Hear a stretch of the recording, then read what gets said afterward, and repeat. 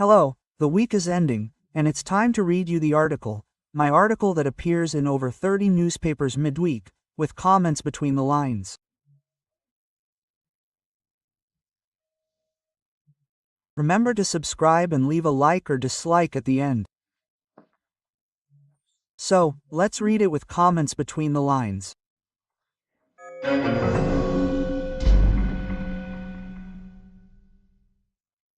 The title is Restless Natives. There's an expression from colonial times, right, referring to European colonies in Asia and Africa. The news, look, the natives are restless, right? It's a sign of a popular uprising, not really liking things, right? Murmurs, hubbub, a disturbance here and there, right? Well, I was inspired by this Zava to write the title, Restless Natives. There are a lot of restless people in Brazil. Even more restless after the threat to appoint Guilherme Boros as minister was carried out. He even traveled with Lula to East Asia. To show Lula wants cakes for the outskirts, the campaign in the outskirts, right? Lula himself said it. He noticed that as people's lives improve, they stop voting for the Workers' Party, PT. So you have to keep people voting for the PT, right, without improving their lives, dependent on gas, electricity, and Bolsa Familia. But if their lives improve, they leave the PT, right? It's incredible, right? Yeah, it's investing in poverty, poverty that yields electoral power. No one can predict what tomorrow will be like in a country where even the past is unpredictable. A quote from then Finance Minister Pedro Mala. It goes from the ground floor to the Supreme Court. Farmers are filmed crying. The ripe papaya they throw to the ground, the ripe mango that doesn't sell, the rice dumped in front of the Banco do Brasil. In the Supreme Court, they consume glasses and glasses of water to wet their throats on tear-stained faces, with emotions that reach a heated argument between Gilmar and Fux. The last to cry was Toffoli. His eyes were swollen from crying so much during a tribute they paid him for his 16th year on the Supreme Court. I'd never seen it before. Every year, he greets each of the 11 ministers. Or maybe it's the esprit de corps that needs a boost. People are very worried.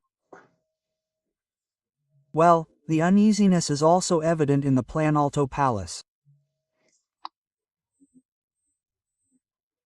After Lula heard his foreign minister, Mauro Vieira, recounting what Marco Rubio told him in their private meeting in Washington.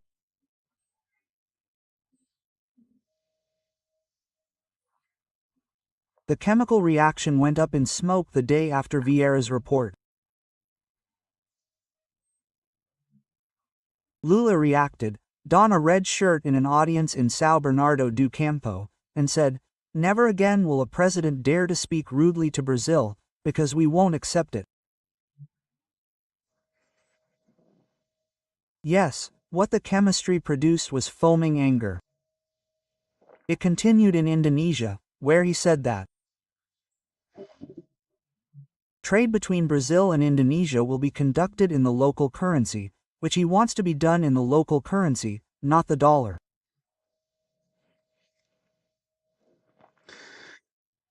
On the rest of the floor, that is, down there, the uneasiness goes beyond tears and anger.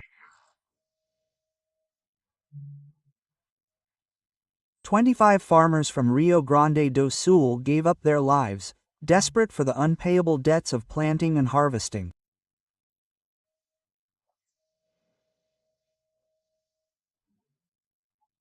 High up in the ivory tower, Minister Barroso couldn't take it either and deserted.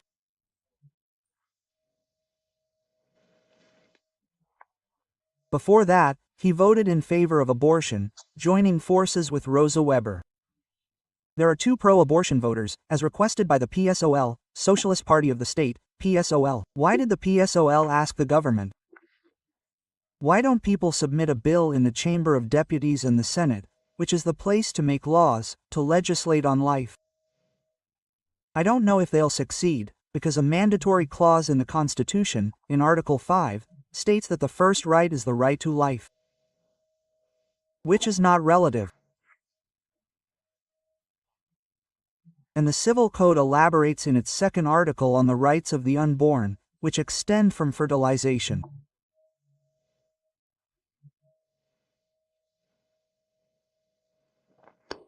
That's good, and the natives are restless, perhaps restless, and they should start asking themselves who they voted for. Because their restlessness is a consequence of their vote.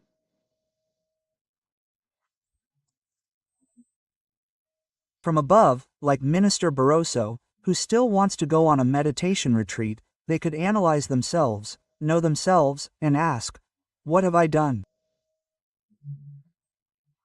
What am I doing? Why am I restless about the things I've done?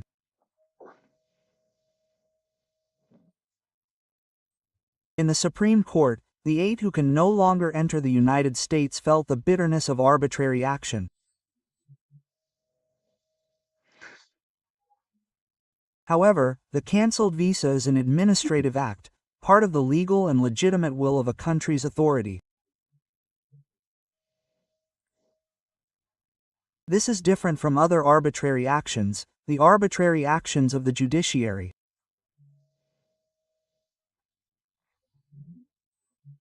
It is an arbitrary action that is inadmissible within due process, in which a judge must be neutral and impartial, must be the natural judge, and cannot initiate proceedings.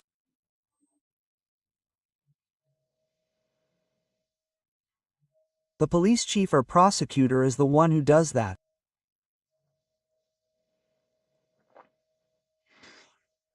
Well, the sanction. The visa cancellation came from a country whose laws are a model of democracy, human rights, freedom of expression. Here, we have all of this in a constitution. In all these principles, and the Constitution is sufficiently detailed to prevent interpretations that contradict what is written.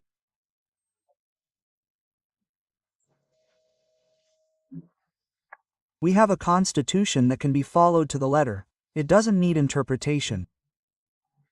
That's why it's so verbose.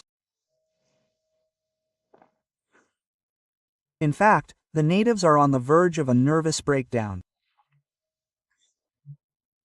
The President of the Republic says to the Speaker of the Chamber of Deputies, "Face that this Congress has never had the low level of quality it has now." I've never heard anything like that publicly from the President of the other branch of government. Here in Brasilia, I've never heard that, right? And Hugo Motta just listened passively. And restlessly. The legislature is trying out reactions like approving an urgent amnesty bill, but the urgent date was September 17th. Urgent on September 17th, right? If it were a purchase with urgent delivery, the buyer would already be going to the Consumer Protection Agency, right? It seems we're all fooling ourselves. We pretend to believe when we're fed blatant lies repeated by the media.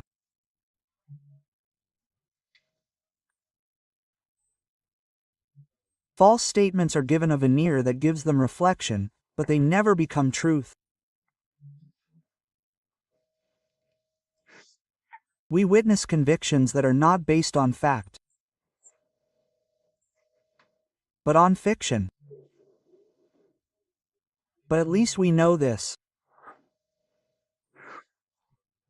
Those who lie to us may not even want to think that we know they're lying.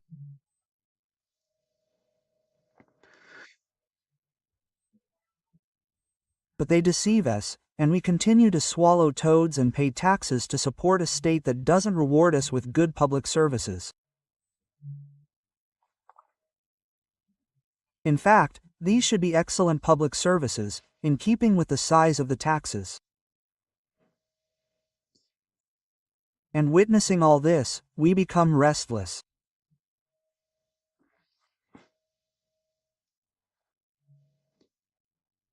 The result is a restless country, which had everything to lie peacefully in this splendid cradle.